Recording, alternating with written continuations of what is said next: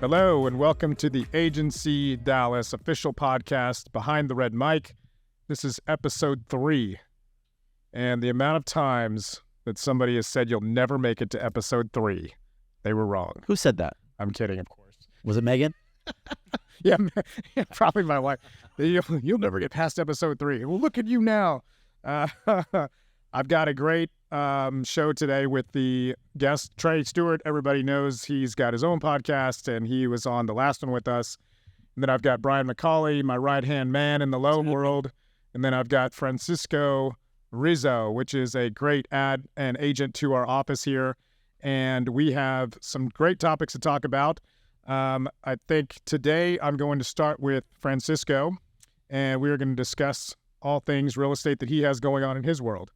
Welcome, everyone. Hi. Thank you. Appreciate you having us, man. Love to have you guys. The first topic I really wanted to talk about is because Francisco has such a very interesting project right now that I literally have been in real estate for over 20 years and never heard about anything like this before. So it's really a very interesting discussion. You have a F1 racing project that is in Austin, and it is one of a kind. Yes. So it is such an amazing concept, as you said. They're car condos. So you have a place where you can keep your toys, where you can stay, where you can invite your friends. But not only that, you are in the only F1 certified track in the country, which is huge. Most of the drivers that I've met have said that that's their favorite track out of the whole circuit. That's what I've heard. And so we're very proud of it. These condos are going to be like any other condo. Like they're going to have amenities like a pool, like a clubhouse, anything and everything you will think. They're going to have a restaurant inside. They're going to have their own catering company. So you can make events, you can entertain. You're going to get many other perks that we'll be talking about throughout the podcast, for sure. Can I drive one of the cars? Yeah. Very good, man. So what? No, it's like Brian's your first pre-sale. Let me at least take a picture behind it. No. Brian will put it out on social. Look what I just did. We have actually a couple of cars on track for every event that we have. We have a couple of Ferraris there, so you guys can jump in and just drive around. You just have a couple of Ferraris like laying around for... Yeah. Oh, I love that. You don't have Ferraris laying around? I don't at the moment, but I'm going to start. Trey is the richest person you'll ever where you can Yeah. keep them. The other thing you were talking about, though, to me the other day was that you have a team of models that will be kind of taking the guys around in, what was it, the Mokies? Yeah, so we show on the track and everything in the pre-sales. It's going to the Mokies. It's a kind of concept. Yeah, we're still working on that. It's going to be a surprise of the vehicle that we're Ferraris or Mokies, taking. one or the other. We're going to have a lot of different things happening in Formula One. If you're coming to Formula One, hit me up. I'll give you the whole dog and pony show. But yeah, so we're going to have... I have to be very careful tropicalizing my words, because in Spanish, when you say escort, you talk about someone you talk like a trade model. Yes. If you say that here, it can get misconstrued, and you can go back. We just have a few escorts showing our clients. It's a trade model. So yeah, that would be an interesting conversation. The guys, the wives are standing next to the guys, going, "Yeah, what? How many escorts did you buy that day?" Yeah. So no, we're gonna have great trade models helping us with this event. We're gonna have 10 booths all around the circuit. We're gonna have people in suites. It's going to be a huge activation for us. We're very excited. We're going to have a couple of surprises, raffles. We're going to be giving away trips. We're going to be giving away track days. We're not going to be giving away a Ferrari. However, we can hook you up with an amazing price, because Ferrari Austin is going to be one of our... They're going to get you 1% off that price. And that's actually a lot. The other thing that you were talking about They're going to give you a hat. Yeah. Perfect. I'll take it. Thanks you can for hold the purchasing this keychain Ferrari. and make it look like it's yours. It's all good. The other thing you were saying is that next month you're going to be out there in Austin, and you're going to be, what is it, October 20th? What was it? It's October 20th to the 22nd. Yeah. And there's going to be some primo or pre-sales kind of information and everything out there. If somebody did want to show up and actually see some stuff, there would be boots on the ground at that point there. Yeah, so we're going to be there. We're finishing up our model unit. So it's going to be ready by the race, by the time of the race comes. So we're going to, the whole point is bring people to the model. So people that want to buy, we're going to have everything set up so we can take deposits then. People that put deposits are going to get a lot of more perks, starting with hats, t-shirts. T-shirt. If you DM me, you get a hat and a T-shirt. Done deal. But if you signed your deposit, one of the perks that I allowed to say, because most of them are going to be surprises for the event, are you're going to get 2 tickets for every event that the Circuit of the Americas have for the whole year. And I'm not talking about Formula One only or MotoGP or Indy. They have concerts pretty much every weekend. So the price of this, we're talking about $25,000 package. Oh, that's a deal. For signing a deal. For people who love that stuff, that's a big deal for them. And even if you don't love, if you're not a car enthusiast or you're not a Formula One enthusiast or MotoGP, I think in 2 weekends or this weekend, Lana Del Rey is playing. Ryan's favorite musician, Lana Del Rey. I need to get a new album for sure. And I'm so way behind on my... Brian was just singing that on the way in the office. No, we can listen to it in the Ferrari when I drive it. So when I'm cruising, you put that on, we'll be all good. You had me at Ferraris and Escorts, so everything else, I'm like, what? Ferraris, Escorts, and Lana Del Rey. It sounds like a proper music video. But yes, so it's not only racing, it's not only cars. We want to make sure, we want to include families. We want to include, so I know dad or mom is going to be the car enthusiast, but the kids also want to have a perk if daddy is buying a unit. So that's what we're giving away. And that's what I can tell. So there's many more things. To clarify one more thing, the garages that you're talking about selling are full livable situations. And you can park cars in it, but you have lofts, you have a kitchen, you have bathrooms, you have everything. Correct. So if somebody wanted to high-end kind of tailgating at F1, that's really what it is, right? You can live in the property. It's not, I'm assuming nobody's going to be living there full time, but this is like while you're in town doing the F1, if you want to have fun over the weekend or something, that's kind of I'm assuming the buyer that you're looking for, right? So that is exactly right. You're going to be able to have the setup as nice, as rustic, as avant-garde as you want. That sounds good. You're going to be able either to choose our finish outs. We have 3 different finish out packages and 3 different furniture packages. So you can have the option to have a turnkey. Awesome. If you're that guy that wants easy and convenient and are too busy to start making decisions, you pick all these 3, mix match, you have your unit.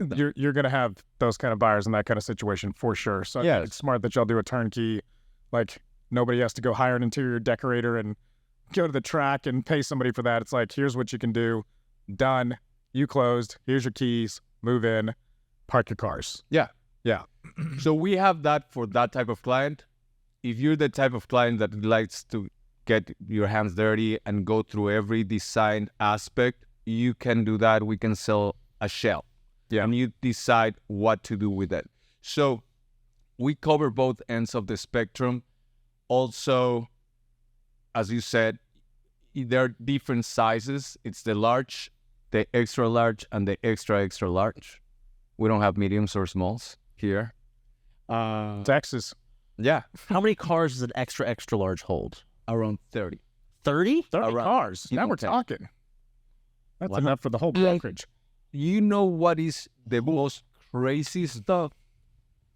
So we started pre-sale process not so long ago, and we have around 14 units reserved out of 75 of our first stage. There are gonna be 2 phases. Phase 1 have 75. Phase 2 have 75, and we have around 10, 12. I think it was 12 last time I checked. Most of them are extra large and extra large. I can imagine. I can't think of 30 cars I would buy. One under $2 million. And our prices start at 400 all the way to $3 million. Right now, people are very excited about having the larger space. Right. There's people like we have had encounter amazing stories. People that have been hiding cars from his wife and need a place to put them. But I love People that are I've been looking for a place to hide my car. he's like I cannot buy a coffee without she knowing. No, 100%. Yeah. Of course, I work with my wife here in the office, and every day that I do anything, she's got her ear. Huh? What? Huh? I can hear you. This guy had 3 Bugattis. And it's like, well, the things that my wife doesn't know that I have the Bugatti. It's like, She didn't know. For everybody out there that has multiple cars and you have to hide them, you can relate to what he's talking about. Me personally, in the mortgage business, not Ferraris and models, maybe Volkswagens and waitresses, but at the same time, we all got to hide our stuff, you know? The good old days, Brian. The good old days. I can rent one and make a cool Instagram about it. That's about it. I'll tell you something funny about this, because when you brought it up to me, it made me think of something that happened a long time ago.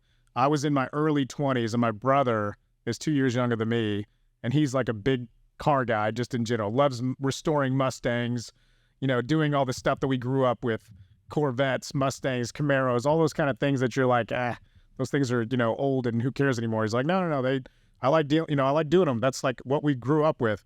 And now it's a huge thing. Now, like, these people restoring these cars, people are paying $200,000 for a restored Camaro. And I'm like, it's absolutely nuts. But the point is we're driving through Plano. This is east or close to East Plano, West Plano, on the border. And he says, look over there to the right. They're building they're building these garages for people. And I'm like, building garages? What do you mean building garages? He's like, people will buy a garage, and it's basically like your own workshop with the ability to park 4 cars or whatever it is. And they wanted $300,000 for like each garage back then. And I'm thinking in my head, of course, again, this is like 2004, 5 maybe. $300,000 was more than I bought my first home for in like 2003. Our new construction was like $168,000. These are $300,000 for garages. So I'm like, whoa, man, what a dumb idea. They are gonna lose big. 2 weeks, every one of them was sold out. I was like, you're kidding me. it's crazy. It is crazy how big people are into this car markets. Yeah, it's a glorified Renaissance. I know what you're talking about. And there's like a 3-year wait list to get into that. Absolutely. That's the thing. Like, they were like overnight sold out, and I was just shocked by it because of the pricing. But it was like, what a place for a market. No, it's crazy what a car enthusiast will do for their toys. It's just like, I feel the passion. I, of course, don't have the budget to have the passion farther than the passion. But it is crazy when you see, you were talking about muscle cars, American muscle cars. We have this group of very wealthy individuals coming from France and Monaco. Oh, yeah. They have their cars stored in New York, right outside Manhattan, and they're shipping their cars, but they're bringing all muscle cars. Like I think they're bringing 2 Shelbys and 1 Camaro. Beautiful. I do like a Shelby Mustang. They're gonna sign their contracts, and then they're going to start their all Americana tour. So they're gonna drive from Austin to Marfa to New Mexico, like gonna go to White Sands, all like Roswell. They wanna go to Roswell now that the whole alien thing is a boss thing right now. And yeah, it's gotten more popular. yeah, now that they saw that they Maybe that actually Roswell thing was real. and they're gonna end up in Las Vegas. So this is the type of clientele that we're getting. Very eclectic. We have from businessmen to law firms asking bankers that want to buy it to entertain their clients. But something that I assure you when you buy a condo at T-11 is that the community is going to be like no other. You're going to have all sorts of aspects that the single factor that unites them all is the passion for vehicles. Yeah. Either cars, motorcycles, but it's just such a cool little community we're going to have. You can imagine how on one of those big race days, everybody comes out and they're like glorified tailgating at their houses right there in front of the track. Yeah. I mean, seriously, that's like a dream come true for some of those people. Okay, one thing I want to move to real quick was talking about real estate still. You have currently 4 different properties that are same builder, Midway Hollow. You have new construction on Durango and Highgrove. Highgrove's not done yet, right? Yes, Highgrove, they just pour foundation on it. Okay, Durango's $1.4 million listed right now. You're getting good traction on it. You have Highgrove that's going to be coming in the next, call it 6 months. Fontana, you said was $700K remodel. So no, Fontana is new build. We're going to start at 890. We have Davila in the 37 block. It's a remodel. That's going to be $775, 3-bedroom, 3-bath. Amazing closet, amazing remodel. He Texan Modern, my client, he is such a wonderful builder. People come, every time we have an open house, other clients come and they just rage about how happy they are with their product. That's great. That is very reassuring, especially to hear that about your client. So he has that in Davila, 37 block in Davila, 3800 block in Fontana. We have foundation in Highgrove. We have 2 other houses coming up in Davila, but what we are going to start doing is a spec custom process. So we're going to have the floor plan ready. This is what you can build in this lot. You have 4 different color palettes, 4 different appliance packages, so you can choose and pick what you want. So you're pretty much going to be able to customize this house the way that you want it. If you want a special feature, he's very open and very amicable to make any changes. So it's going to be a really easy and fun process for you if you want a new construction. But you don't want to go to the deal of having to go to an architect or having to find a builder. This is all in-house. That's great. I'm sure Brian's going to be funding all those loans for this builder, right, Brian? All he wants an opportunity, man. I'll see what I can do to connect the dots and get it into the end zone. Yeah. I think I can hook you up. Yeah, I think that y'all should talk about that. Okay, the podcast with your wife cracks me up. Next subject. I've got to touch on this lightly because I'm like, my wife is friends with Jenna, his wife, and they do the podcast called Fitish, which was stemmed from her makeup line, right? Yes. Yeah. So then she decides in her grandiose ideas that she's going to bring Francisco on and talk about all things about their relationship. Because she's also like radio royalty. So it's kind of, it has to be hard. Yeah. Going into that with her. She's such a trained professional. It's actually easier because she is such a professional that she knows how to guide the whole. Like if I were to be doing it by myself, that podcast will be 5 minutes long. And maybe it should. Francisco's thoughts. And that was what I had to say this week. Hope you guys enjoyed. Yeah. Tune up for the next 5 minutes next week. So no, it's such a different experience. So she started this podcast because of her skincare line. Right after she retired from the radio. And the co-host was JC, also from the same show.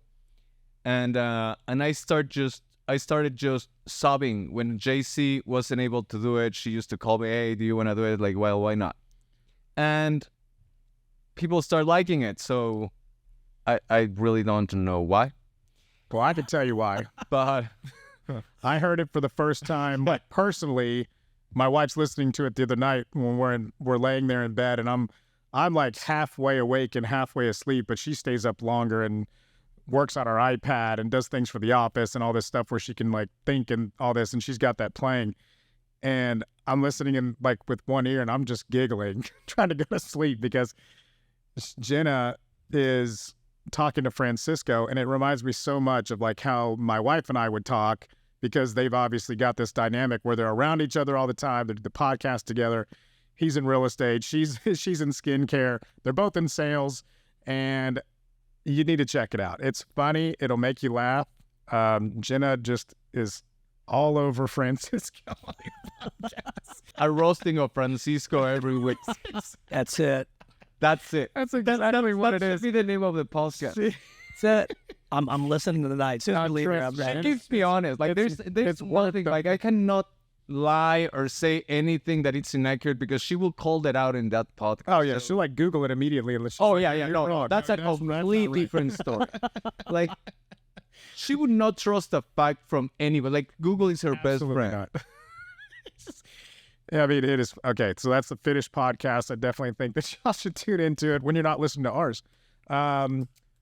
Let's move over to Trey has a few questions that is more group discussion related, which I think Brian could answer some of these stuff better than I could with him being in the mortgage world and what all we're experiencing these days and what the undecided times of the interest rates and what's in the future. And let's start with your best question, Trey. What's your best one? Well, okay, so I'll give you this. This is a question that I feel like I get a lot, and I have my answer, but I'm very curious to hear y'all's answer.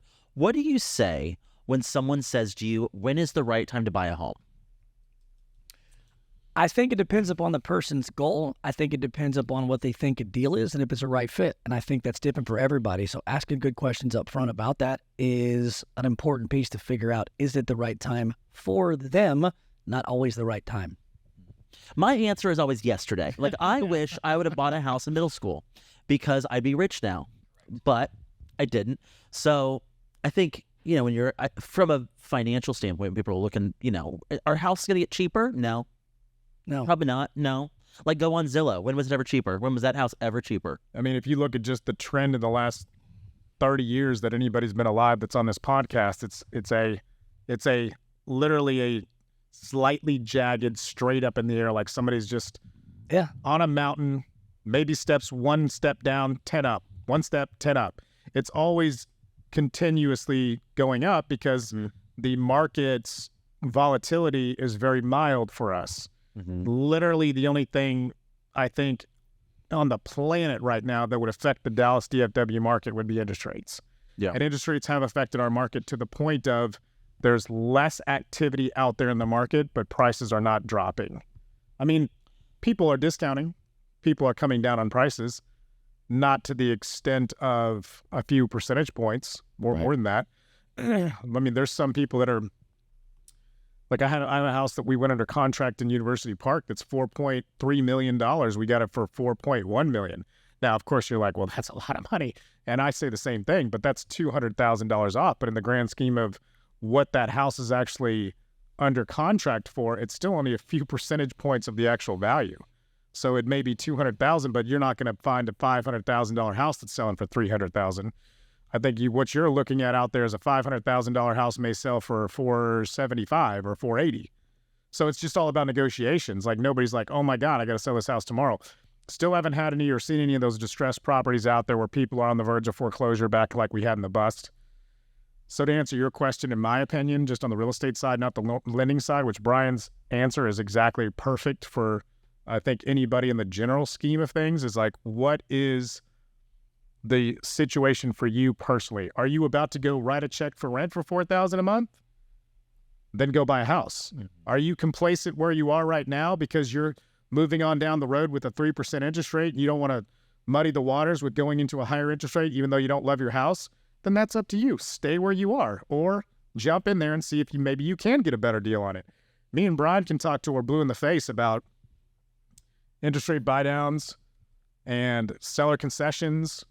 But I think ultimately the mindset has to be the buyer or the seller. But Trey's on to something. He's on the big picture about houses getting cheaper. So real estate, especially in Dallas, historically, it goes up in value over time, 3 or 4 or 5% a year, like the stock market. Will there be a dip here and there? Yes, of course. But overall, it's not going to go down. The big picture piece, to your point, is what people got to pay attention to, which is, yes, I understand the rate and the payment matter, but that's temporary. People have to look at the 1, 2, 3, 5-year plan of, hey, that house is $525 today at 7%, so your payment's $3,300. If you wait a year until rates are 1% lower, that's great, but that $525 is going to be $550. How about when rates are at $499? That $525 is going to be $600. So you could save $200 in the payment, but you pick up $75K in the equity, and there's your wealth creation component of the way to win in this market is not to wait and buy. Everybody that wins buys and they wait. And that's the takeaway and the mindset people have to get, especially in Dallas, because it's booming so hard. Things aren't going to get cheaper, and they've already probably got as cheap as they're going to get. The next wave with rates dropping and people migrating here is coming, and then you're going to be knocked out of the market for two or 3 years, sitting on the sideline again, and that's more money you would have flushed. What did we hear yesterday at the office meeting that we just had?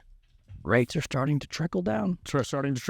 And Frontier just said they were relocating 3,000 people to Dallas. Okay, so we're talking about one of the largest internet providers on the planet, and they just decided to move a huge portion of their workforce to the Dallas area.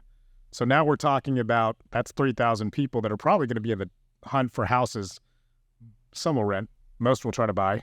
I don't think anybody wants to come relocate and then rent for years on end where they are. Most people want to build some equity and wealth in a property and then also be in a location that's like solid long term. And Dallas is about as solid as it can be long term. Anybody who's looking across the country, we're still idolized as one of the most affordable places and also one of the best places to live.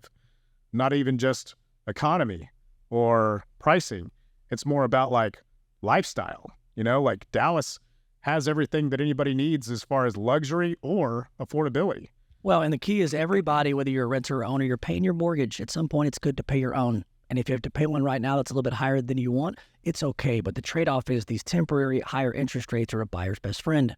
You could have bought 2 years ago and got a 3.99 rate, but that house is not worth $600 anymore. It's dropped to $550. That bounce is gone. But what you want to do is you want to trade higher payments for a little bit of equity bump, because in our lives, the way to create wealth is, compounding all of your money and your savings. We can't work hard enough and save hard enough over 10 years to get it. If you buy a house at $550 in 5 years, it's worth $650. That's $100K in wealth you created for yourself. Yes, you may have a payment that's a little bit higher for a few years, but you can refi, you can do all that. And I think people that know this market and understand wealth creation and housing market and when to buy and when not to buy, understand this versus your everyday consumer just looks at a headline that says rate, payment. There's so much more to it, which is what you talked about. And it's like things are not going to go backwards.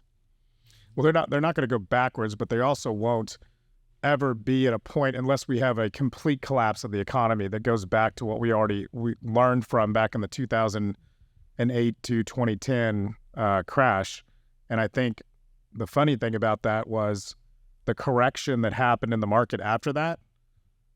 You could have gotten houses back then as low as 20% or 25% off, what a normal level of housing was, but nobody was doing it. There's only a handful of people that were doing it, which were fat-pocketed cash investors. Right. Well, bad loans caused that. It's really hard to get a loan now, so loans are performing at an all-time high, even in an economy that's a little bit sticky, and things are more expensive. But also, Dallas is now on the map. I mean, I saw this in late 19 before COVID happened. People started to realize the opportunity and the growth here and the economic policy. And so people, individuals and companies are flocking here, which is making the demand go up. And then obviously during COVID, people started to make moves to where they wanted something different for their life. And Dallas is such a great spot. And so it just highlighted from California people, New York people, they're all coming here. And now when you see hey, look at all these huge companies coming here and 3,000 and 4,000 employees at a time, there's a reason behind it. So Dallas, you can no longer turn the spotlight off of it.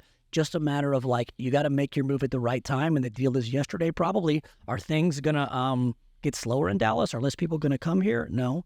And you can read that in the articles year over year, month over month. And the fact of the matter now is it's the time is now, whether or not you can afford it. Let's go through some financial strategy. But 5 years from now, that house ain't going to be cheaper. I promise. No, what happened after that crash? A lot of correction. The market went straight through the roof.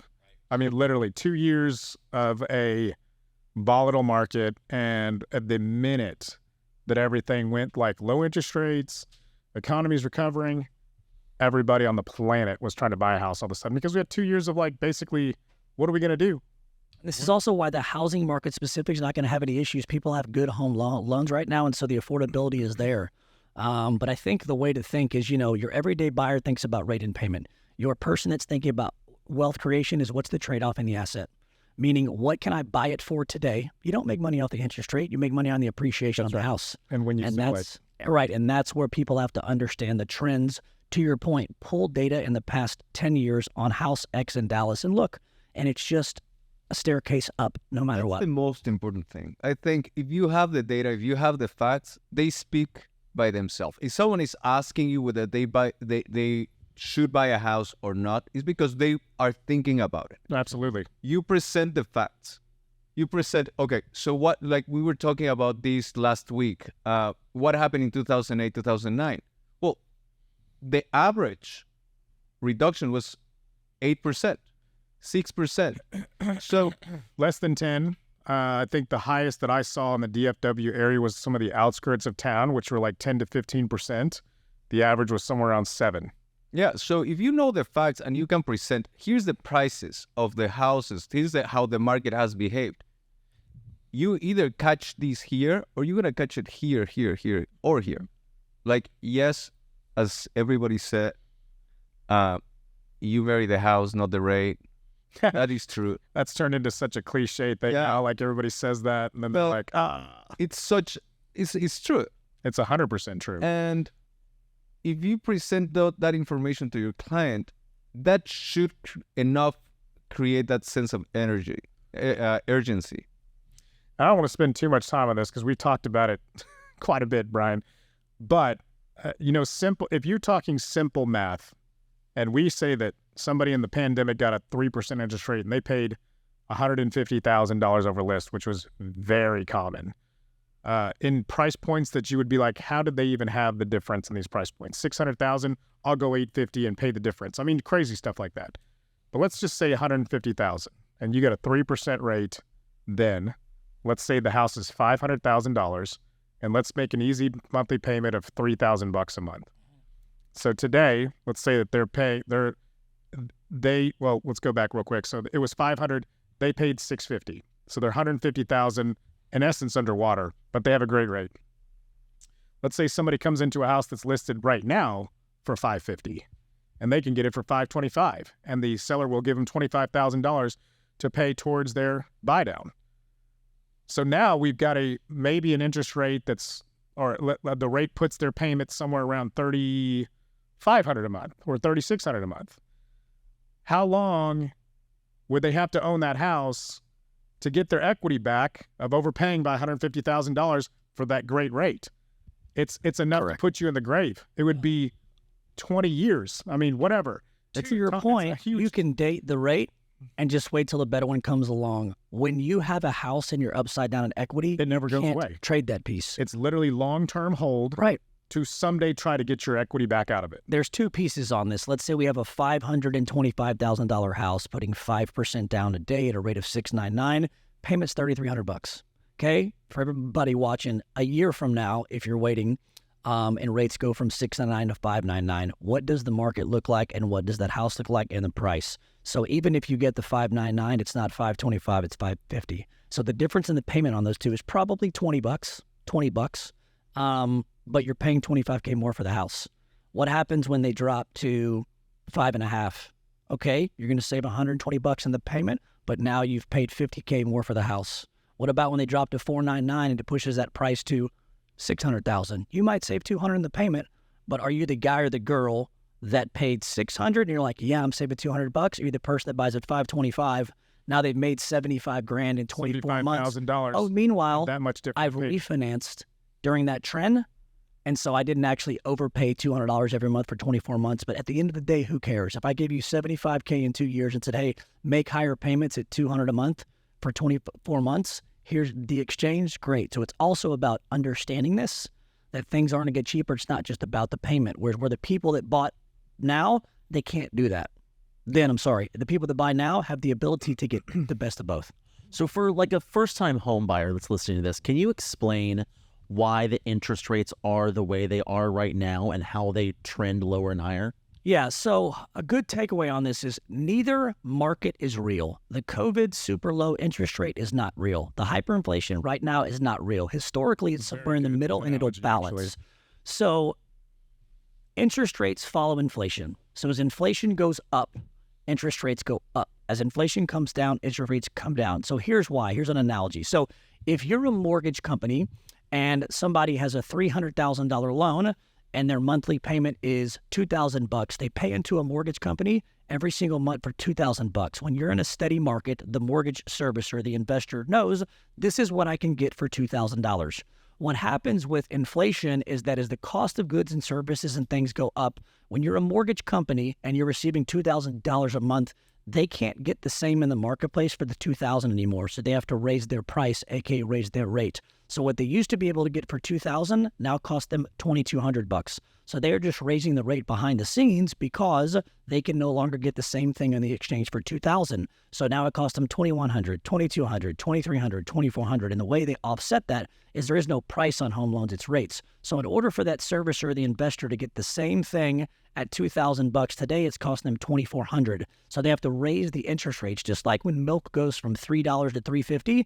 The milk company doesn't absorb that loss. They pass the cost on to me and you, so we have to pay $3.50 for the gallon, not $300. It's the same concept on home loans, so that's why they follow inflation. So as things get more expensive, the costs get passed on the consumer because the mortgage service and provider can no longer buy the same thing for the amount, so it goes to us. So this is what happens when you have too much money in the system that's not accounted for. The cost is going through the roof and it's getting passed on to us. Neither one of them, again, the COVID super low and right now getting high, are the same. Historically, it should be somewhere probably in the high fives, low sixes forever. And people don't really have an issue with higher interest rates. It's the pace in which they went up. Exactly. If you just said, hey, they're going to be 6.99 by 2025, it's a stair-step process. But that hyperinflation piece is the thing that threw people off.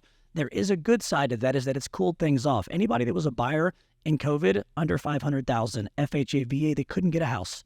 Now's an opportunity to get a house, structure, strategy, make some money long-term, not short-term, because when the run happens again and rates drop to 5.99, 5.5, you're going to have a lot of people coming off the sidelines. Oh, yeah. There's way more people It's going to happen again. than there are houses, and if you don't buy, you're going to be on a 6-year run when you've literally been paying the landlord's mortgage for 6 years. They love you.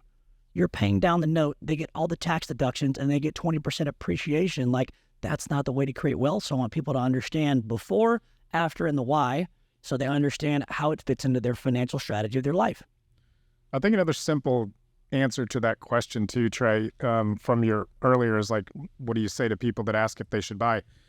You should really, I think in general, which I do this to clients, is ask what they feel comfortable paying on a monthly basis. And if you say, okay, well, it's $3,000 a month, and you could find them a house that's $3,000 a month for a purchase versus $3,000 per month for a rent, I think you should show them those. Yeah, absolutely. Say like, this is what you're getting for rent, and this is what you're getting for purchase. With rent, you pay 100% interest. 100% interest, but it's also most of the time the rentals are run down. Mm-hmm. They're not in great shape. They're never remodeled. And there's not a whole lot of financial relief as well. The housing market in Dallas, you can put housing of homeowner and renter under the same umbrella.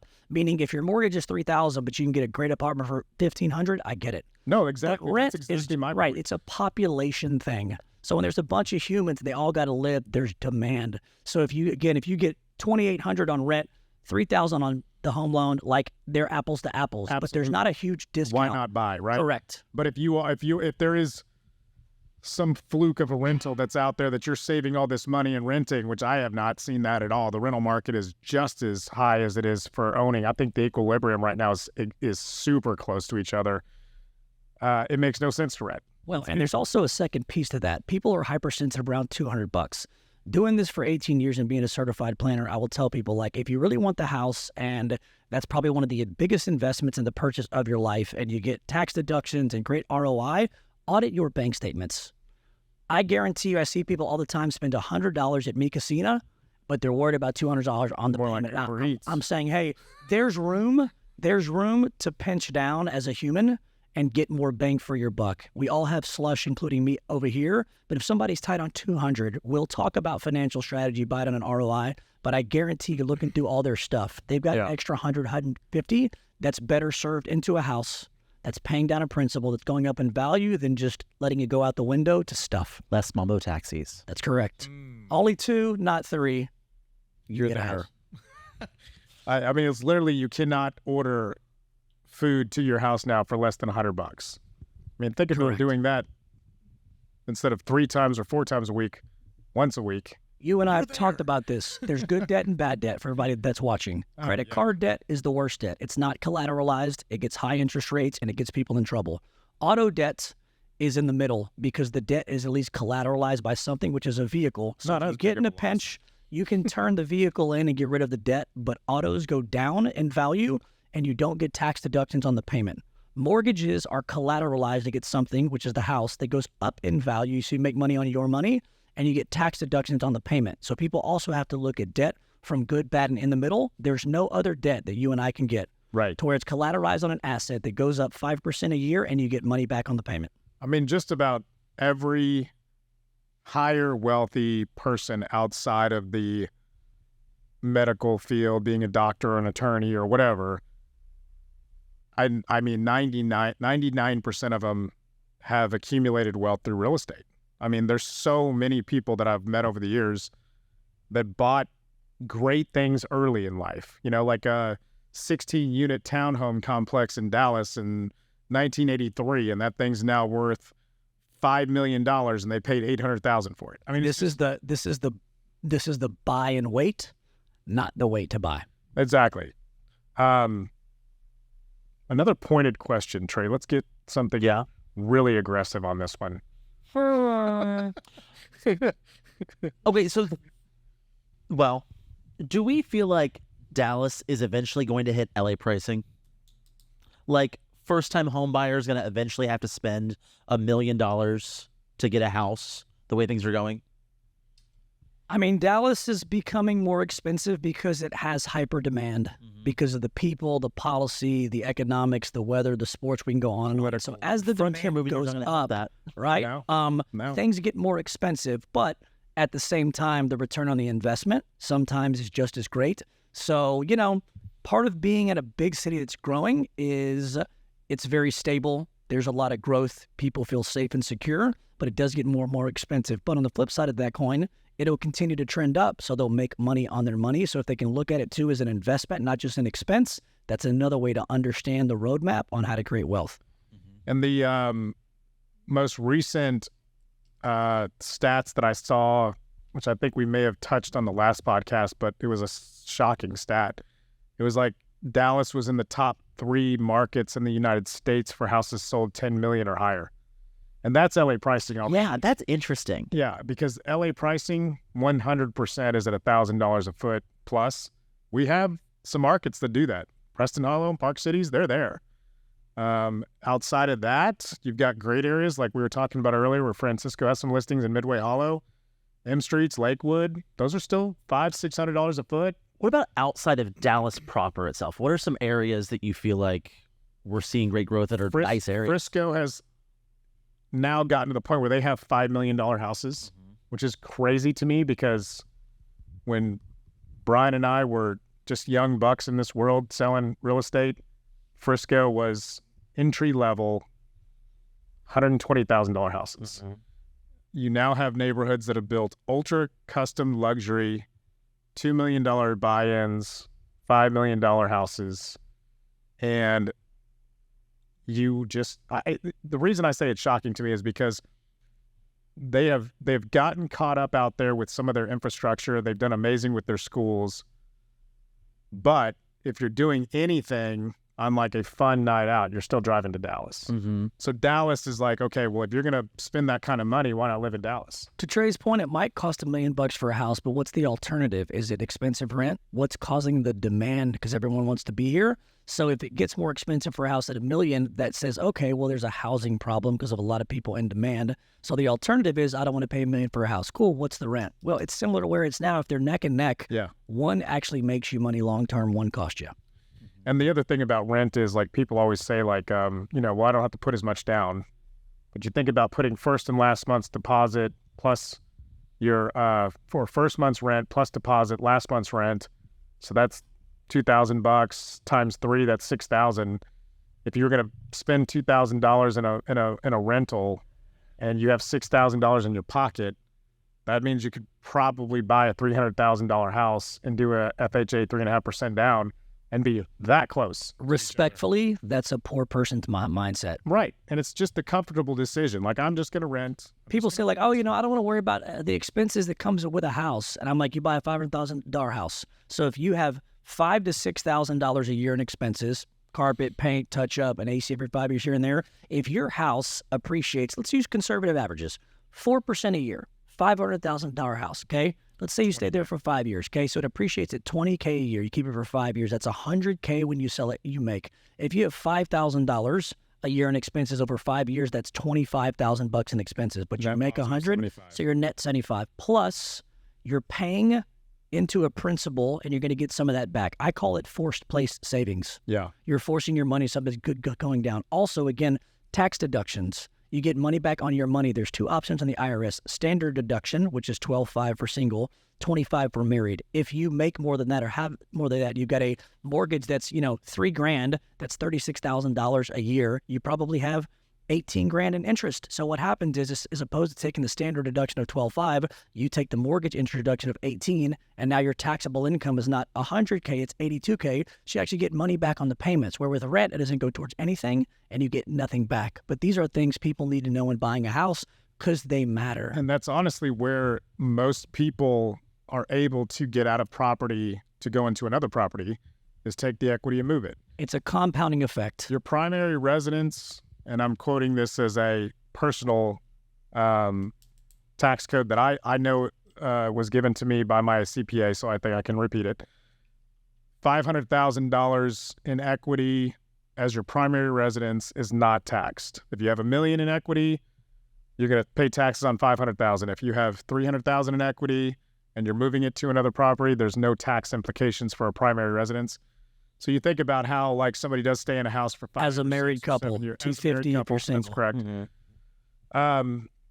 So you think about going to a new property with rental. You have zero equity when you're leaving. Hopefully you've saved up enough money to go do another deposit. But can I tell you, even if somebody makes $300,000 on the sale and the equity, and they've got to pay 15% capital gains tax, I'm fine with that. Of course. I'll make $300,000 on my equity versus renting. When you move, there's nothing. So it's like, hey, if your stock goes up 20x, you're going to pay capital gains tax. Great. If you make $1 million in income, you got to pay. Great. I'll take that trade of, like, even if it happens, so what?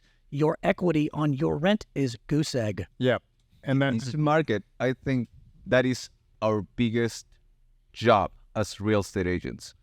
Letting people know that these things exist, because there is the poor people mindset, which is I rather rent. But there's also a ignorant people effect, because they don't know that they can do it. They don't know about FHA. They know that they have $5,000 in the bank, and they're like, that's not going to be enough. How is that going to be enough to buy a house? So it's our job to inform these people about all what we can do and be creative, have people like you present them to them and talk to them about this stuff. And also, people have to understand, it's our job to educate and help people understand and navigate the market, short and long term. But, consumers don't know anything about it. It's not their fault. We're the ones with the knowledge. We need to educate them. But if we were wrong about this, folks, we'd be out of job. Our job is to keep clients happy, keep them coming back, and show them how to compound wealth through buying a house. So if everything that we were saying constantly is wrong, we would be unemployed. Respectfully, we're not. And this is where you have to go deeper and help people understand. Short-term, rate and payment, we'll fix that. Here's why. Long-term, you can't get those type of poker chips just making money and saving. Life's too hard, too expensive. There are a few things in life that can help you compound wealth faster, and owning a home is one of those. And the rental side of things, for most people who are dipping their toe in the water, I think a lot of it comes from they see the exterior influence of, like, a national level of what's going on with interest rates and what's going on with the housing market. And of course, you can speak till you're blue in the face with Dallas being like this little bubble that we live in, and it's just, an amazing place for all these different reasons.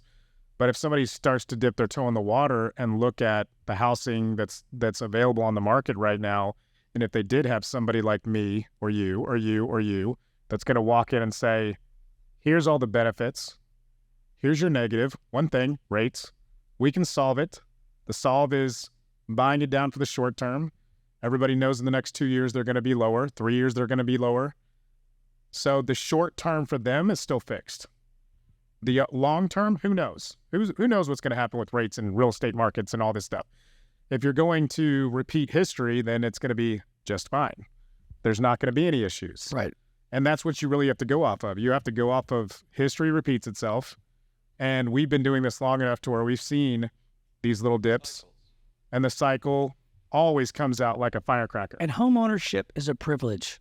Not everybody should buy. If you can't qualify and you're not responsible enough and you can't make the payments and things here and there, it might be the best idea to wait.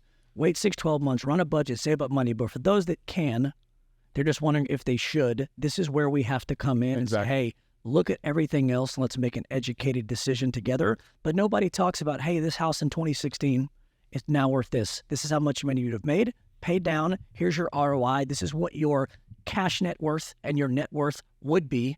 Now let's do the same thing again. But even the statistics about where it was and where it is now, it's not the same Dallas. Pre-COVID, even though those numbers were good, Dallas wasn't supersized. Where it's getting now, it's booming even more, which means there's going to be more demand, and more demand pushes prices up. And those prices up, when you're an owner, makes you more money because it's continuously going up. And that's the appreciation part people need to know about. My dad recently told me that when I was born, him and my mom were looking at 2 different properties. One was in Grapevine, and it was just a house. And the other one was this land in what was the middle of nowhere. It was 20 acres. They were offered this piece of land for $50,000, and they went with the house in Grapevine instead. That land turned into White's Chapel in South Lake. And I was like, you single-handedly ruined my life by not buying that. So what are some areas right now where we're seeing great appreciation that people should focus on? Yeah, that's a tough question, because anything outskirts of Dallas right now could be just like that. Like, who knows in 20 years? Like, it's hard to say because you have so many different builders out there right now that are trying to build further and further out. It catches on in some, it doesn't in others. I mean, South Lake's a pretty tough pill to swallow. That area's done amazing. Yeah. I'm going to give you a secret. So I'm not going to drop my boy's name, but one of my best friends works for a gas company in Dallas. He's in sales, and his job is to sell the gas rights underneath the dirt to developers. A lot of his territory is up north. So we've seen this huge housing market, dip and this, that, and the other, but it's only hit Dallas like 15%, and now it's on the way back up. So I talk to him all the time. He is selling gas rights at max capacity all the way north for developers that are buying it by the chunks, because they know what we know, which is the migration coming into Texas and the preparation for growth is booming. They're not thinking about right now. They're thinking about 26, 27, 28. So when he tells me this, he knows before all of us, hey, 1, 2, 3 developers buying up north, past Prosper, all the way to Sherman, all these places, because Dallas isn't landlocked. There's a lot of availability of land north. So these places are going to be a good buy, but they're going to be worth a lot. But it tells me if these developers are buying from him the gas rights so they can get the development set up before they plot, before they sell to a builder, it's got to get a construction loan, close the house. They're thinking in 2028. So all of these areas are going to be worth more for the demand. But the question is, would these developers buying gas rights from him right now, if they didn't believe and know what we already know, which is the city's on the map and it's growing, they're trying to get it as cheap as they can because it's only going to get more expensive. So some of the things up north right now are still a good buy, but at the same time, in 5 years, they might not be. Yeah, I mean, it's a crystal ball. You just don't know till you know. And I have a similar story with my dad. I think when I was probably in my 5 to 6 year old range. He was looking at a house that was a new build in Plano that was $120,000. I mean, something really inexpensive, but it was new and it was exciting because he never owned a new house before. And then he was also looking at a house in Highland Park that was $189,000. That was a little bungalow, 2-bed, 2-bath. It would have been smaller than what we wanted on Loma Alto. That house now is lot value $2 million. The house that we grew up in is probably $400,000. Isn't that rude? Like, what? You look at those kind of things and you're just like, hindsight. But real estate really is the right place at the right time, and it strikes lightning sometimes, and other times it doesn't. And I can tell you, I can count on one hand probably the amount of times I've had a listing appointment with people over the years that they've been upside down. And that entire 5 times or 6 times or whatever it was definitely in the 2008 crash window. And unfortunately, the only reason that those people were selling is because it was either foreclose or sell. Mm-hmm. So they had to make that decision where they're going to either give it back to the bank or they're going to sell it. And that is not the normal I've never experienced it since then, I never experienced it before then. There's always been some amount of equity. Somebody can walk away with it at bare minimum break even. Right. And I think to Trey's point about Dallas getting more expensive, for those out there that are maybe single or younger, sub 32 or whatever, my first experience with buying a house was 27. I bought a townhome in Plano. It was $190,000. The mortgage was $1,500, but instead of me rooming with somebody in an apartment or having two individual guys pay for 2 one-bedrooms, part of my strategy was I'm going to get a roommate, okay? I'm going to make sure that he and I pay less than the market rent of a 1-1, but I'm going to have more space. He's going to have more space. Living conditions are much better for both of us because it's cheaper. We actually have a house. But the truth of the matter is I was winning because he was paying half of the mortgage. Mine was cheaper. I got the deductions, and the house was going up over time. So if you're in a position of like things are expensive, if you're already going to room with somebody in a 2-bedroom, things here and there, be the buyer that steps out and says, okay, cool, we're going to pay $2,500 for a 2-bedroom. Let me go get a $3,000 mortgage. Have my buddy pay $1,200 because he can't get that anywhere. A 1-bedroom more expensive. Have a 2,000 square foot house, and everybody lives in the same quarters, and they're not going to leave because their living conditions and costs are below the market. But the truth of the matter is the person that owns that house is getting the note pay down. They get the deductions. And when they go to sell 3 and 4 years when life changes, they make the money on the sale. That's how I started. It's a good strategy for somebody that's like in the beginning. Did your buddy that you were letting room with you, was he OCD like you? I don't know. He stayed up all night and played poker, so we didn't talk that much. But as long as he paid the bills, it was all good. Brian in the other room putting his processes and procedures together for mortgage. You got to. they're in there doing poker. Okay, we're going to wrap on that. We've got Trey, you have 2 podcasts that you do. Yep. Mr.Misster And Weekly Dose of BS. which is the one that me and Megan went on, right? Yep. And you hit Yep. that one with Stephanie. Yep. As a co-host. Great podcast. You'll need to check that out. He does those weekly. You got Dallas Mortgage Man for Instagram, which is Brian And Daily McCauley. Dose of BS, but that's just talking to me. That's right. And Francisco Rizo, which is one of the agent here in our office at the agency. You can check us out at the agency.dallas on Instagram and the agencydallastx.com for our website. Thank you for tuning in. See you soon.